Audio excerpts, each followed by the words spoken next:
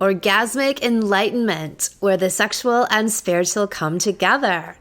I'm Kim Anami, and I'm a holistic sex and relationship coach and a vaginal weightlifter. In this show, we explore all things intimate. I believe that our sexual energy is life force, creative energy, and we can use it to shape our worlds, strengthen our relationships, and self-actualize. I blend the most avant-garde information from neuroscience, ancient sexual practices like Tantra and Taoism, to renegade wellness modalities to show you how to create gourmet sex in your lives. Come one, come all. Real aphrodisiacs. The word aphrodisiac is thrown around a lot. So what does it mean? Well, it's something that arouses sexual desire. And all kinds of things are inherently aphrodisiacs, from chocolate to strawberries to oysters. But are they really? Typically, these foods are containing some kind of vitamin or mineral or amino acid that is a precursor to sex hormone production. And even sometimes not at all. It just might be tangentially related to feeling good. Like, for example, chocolate produces phenylalanine, which makes you feel kind of blissful. And sure, this could be a good segue into lovemaking, but none of these things qualify as true aphrodisiacs. A true aphrodisiac generates signs of sexual arousal, from increased lubrication, easier erections, longer lasting erections, and a higher libido. And there are often associated reproductive benefits like prostate health or easier menstruation and menopause. For all of that, we would have to look to herbs. There is an actual medicinal class within herbalism for plants known as aphrodisiacs. I have been a proponent and user of medicinal herb use, and they've been the mainstay of my wellness regimen for the last 30 years. So first, I want to take some time talking about herbs as medicine, and then I'll get into some specific aphrodisiac plants. In this episode, I'll share 5 all-natural, organic, safe, and powerful herbs that have been scientifically proven to improve your sex life, and I will give you their dosage instructions. So growing up, I was quickly disillusioned by allopathic medicine and its many band-aids and few real answers and complete lack of healing. I began studying herbal medicine when I was 18, and then I started to grow my own herbs and food when I was 22, and I've been using them ever since.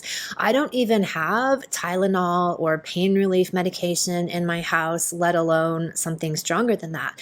I haven't used pharmaceuticals for decades. What I do have is a herbal pharmacy. I keep certain herbs on hand for acute issues. For example, I have immunity herbs for when I start to feel a dip in my immune system. I'll take those. I have herbs for parasites because I travel in the tropics frequently, and if I feel like I might have eaten something that was a little bit suspect, I quickly take some of those. And I have lots of first aid topical herbs, and that's really it. Indigenous cultures all over the world have cultivated relationships with plants that are native to their regions. And through their own intuitive observations, or maybe even watching animals, they've compiled their own first aid kits a la nature to serve all of their needs. So because we live in a pharmacracy, that we know that is a culture that is dominated by the big business aims of pharmaceutical and allopathic medicine, there has been a centuries-old smear campaign against herbal medicine.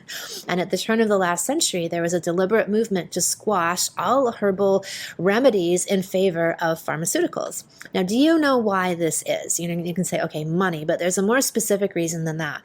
And that is because plants cannot be patented.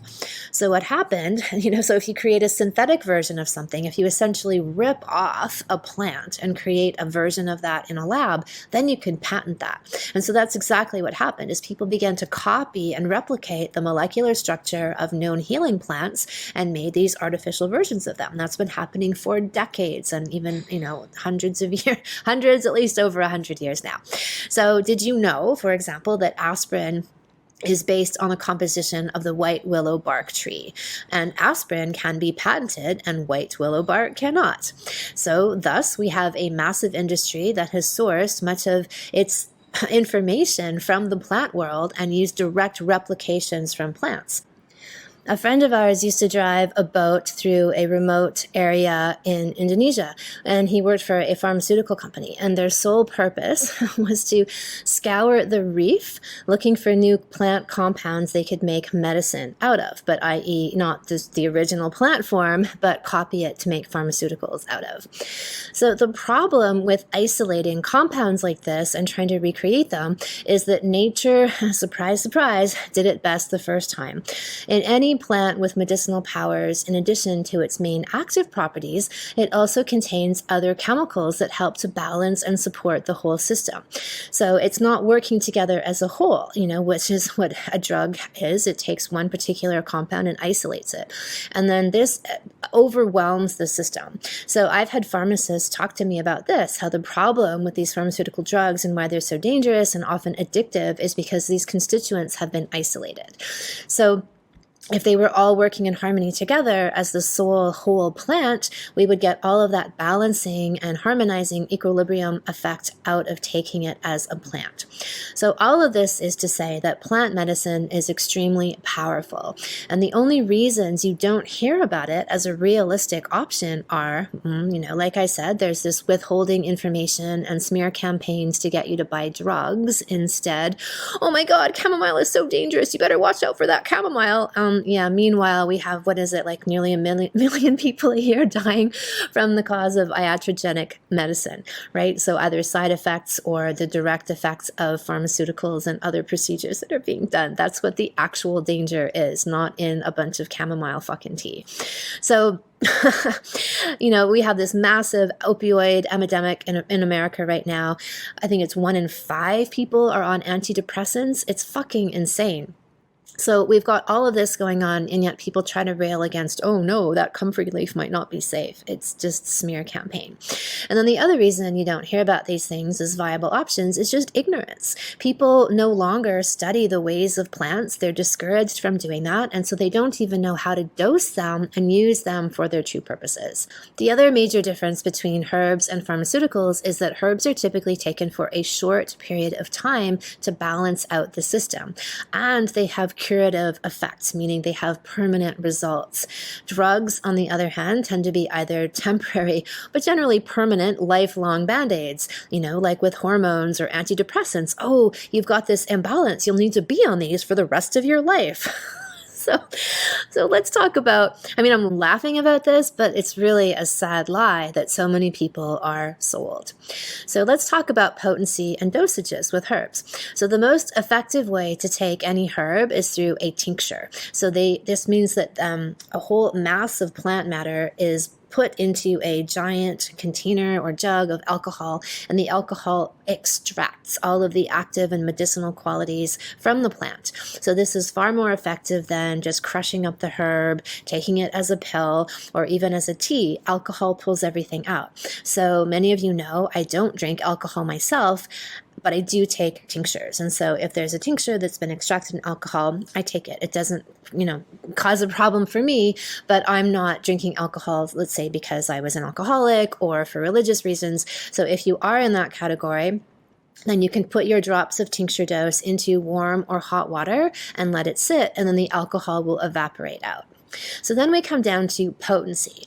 Most tinctures that are sold in, let's say, Whole Foods or your average health food shop use a ratio of 5 parts alcohol to 1 part plant.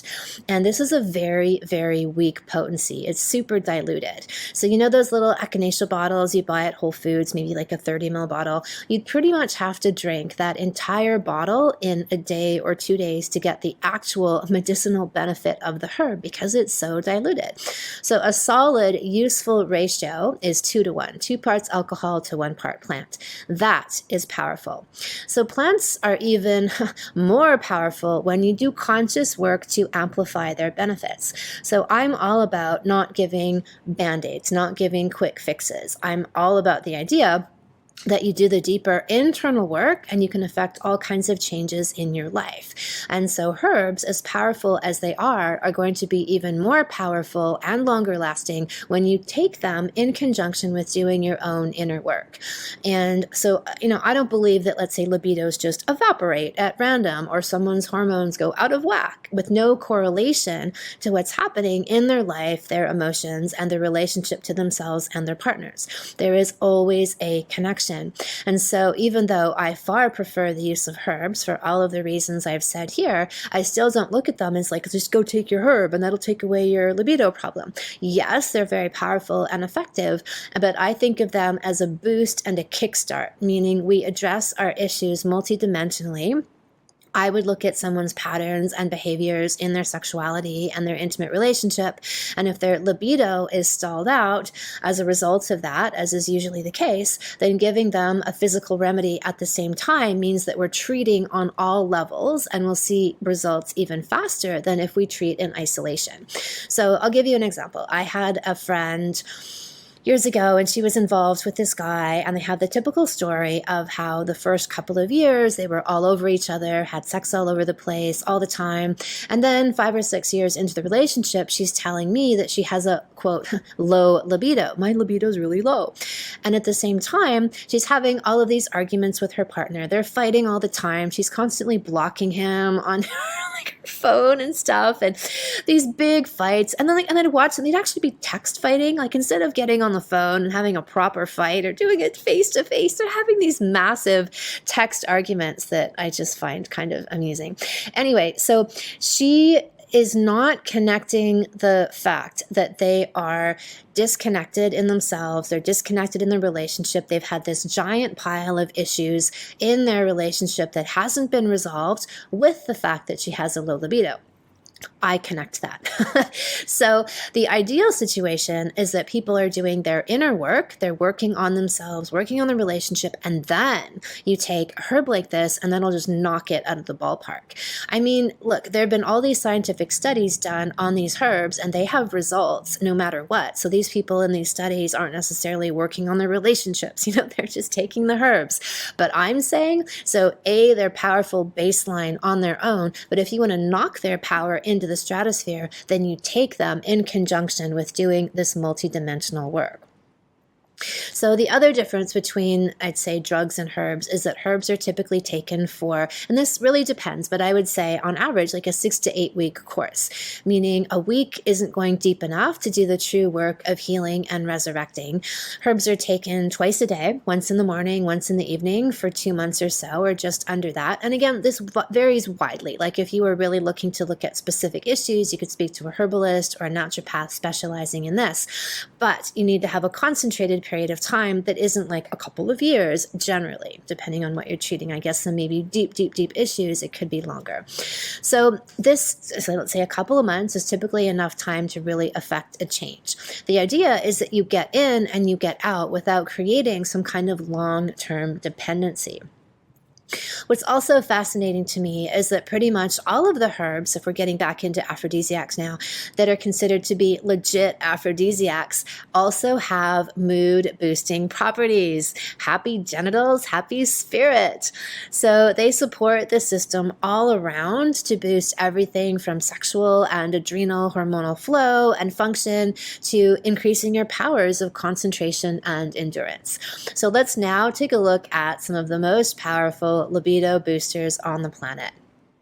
Saffron. Saffron would have to be number one. So those little orange filaments that you sometimes maybe put in your curries, but you buy them and there's like 3 filaments in the little glass for like $20. So saffron has been used in Western and Asian medicine for millennia. Historical use of saffron has been found in these 3,600-year-old frescoes in Greece, and it also has been known to, quote, cause a person's woman's heart to be happy, which is directly quoted from a traditional Chinese medicine text. Recent studies have been done revealing saffron to be not only a powerful aphrodisiac, but an antidepressant. So whilst comparing the effects of saffron to Prozac in mild to moderately depressed people, the results were identical. In both sexes, saffron has been found to increase libido, stamina, and sensitivity of the sexual organs, as well as regulate hormones. In men, saffron boosts sperm motility and quality, and it's effective in treating erectile dysfunction, particularly in those taking antidepressants, and it supports more and longer lasting erections. In women, saffron has been clinically shown to increase arousal and lubrication. So it builds healthy tissues and sex hormones, it creates luminous skin, and helps to promote that well-fucked glow. It's also been shown to balance PMS and menstruation. Other studies have been done citing saffron's ability to decrease food cravings between meals and improve satiety. So, as I kind of hinted at, saffron is, I think it's the most expensive herb in the world. Each saffron plant produces only 3 little stigma, those little filaments, which are used as the medicine. So next up would be Korean ginseng. Ginseng is considered to be a tonic and revitalizer of the whole body. It boosts metabolism, optimizes hormonal balance, and increases energy and reduces stress. Ginseng tends to be used as a male sexual aid. It boosts testosterone levels, fertility, sperm count, and mobility, and has been known to cure impotence. Not only does ginseng increase libido, it's also been found to improve copulatory performance by generating more frequent and longer lasting erections, and has also been used in the treatment of ED or erectile dysfunction. Amen. So all of this, and it boosts mental alertness, overall energy, and athletic performance by increasing endurance. So red panax or Korean ginseng is meant to be the stronger aphrodisiac than the other strains. Third up is Stradivari. This is known as the Supreme Women's Tonic, and it's also known as the herb responsible for she who possesses 100 husbands and can handle them well. Stradivari root is considered to be unsurpassed in its ability to balance female hormones. It boosts a woman's natural sexual energy, enhances vaginal lubrication, soothes PMS, cramps, bloating, irritability, and also reduces fluid retention. It helps to regulate monthly cycles and ease menopausal symptoms such as night sweats, hot flashes, and dryness. Loaded with potent phytoestrogens, Stradivari is often recommended as a natural alternative to HRT, hormone replacement therapy. Ashwagandha. Ashwagandha has been traditionally used as a male herb. It's been clinically proven to increase testosterone, lower cortisol, which is the stress hormone, and it enhances virility, fertility, libido, sexual, and overall stamina. It also supports prostate health. They found significant growth arrest in cancer cells in patients who used ashwagandha over those who did not. And it's also supporting your erectile response and hormone balance. And it generates confidence, decreases anxiety, and acts as a mood stabilizer. Plus, it's good at the gym. In studies, it's been found to significantly increase muscle size and strength and reduce recovery times. Number 5 up is maca. I'm sure you've all heard of maca. It's a really great superfood. So this is an increasingly popular and available South American root with a plethora of healing qualities. Incan warriors are reputed to have taken it before battle and then after battle to celebrate victory with their lovers. It's fabulous for boosting the adrenals, overall energy, and mental clarity. It stabilizes mood swings associated with PMS, increases vaginal lubrication and fertility, and increases stamina as well as athletic performance, which you'll need once you get going. It improves erectile tissue response, balances testosterone, estrogen, and progesterone, and yes, it boosts your libido. You can add it to smoothies and nut milks. I've never seen this in a tincture form. So those are the top 5 I've got on my list. So in my quest to bring you the highest quality information and sexual accessories in the world, I present to you Sex Nectar. Sex Nectar is our newest addition to the Anami Alchemia online shop. This is our line of organically grown, ethically sourced herbal tinctures. We have 3 blends so far. Salacious for her. Salacious contains, of course, saffron, Stradivari, and black cohosh. Obviously, I've spoken about saffron and Stradivari on today's show, and we've also included black cohosh to the mix because it's another very female-friendly herb, especially for all things menstruation and menopause. It increases vaginal lubrication, treats PMS, PCOS, cramping, regulates periods, and balances menopause. It's also known to relieve hot flashes, night sweats, mood swings, and sleep issues, and is excellent to use post-hysterectomy or ovary removal. Hard Roots is our formula for men, and this is inspired by the time I've spent in and around Australians, is that rooting is the Australian slang word for having sex. So you have a root or you're rooting. So hard roots, because the most of the herbs in this mix, apart from the saffron, are made from roots, therefore the name. So Hard Roots is the one for him, and it contains saffron, our number 1 aphrodisiac herb, as well as ashwagandha and ginseng. So those top 3 are in it. And we've also created a remedy called Happy Endings, and this is our breakup remedy. It's true, there's actually a herb that's meant to help you get through breakups. The single ingredient in Happy Endings is a herb called happiness bark that has long been prescribed as a breakup antidote. It's been called by master herbalist Michael Tierra Herbal Prozac, and it's been used as a powerful mood booster, anxiety reliever, and to release blocked emotions. Hence why herbalists use it to help people process the loss of love. So you can find all of these products in the Anami Alchemia online shop under Sex Nectar Herbal Tinctures. Thank you so much for listening. If you haven't already, subscribe and also leave a review. And send someone else the gift of a healthy libido and an off-the-charts love life by sharing this episode with them. We'll be back next week, and in the meantime, many happy orgasms.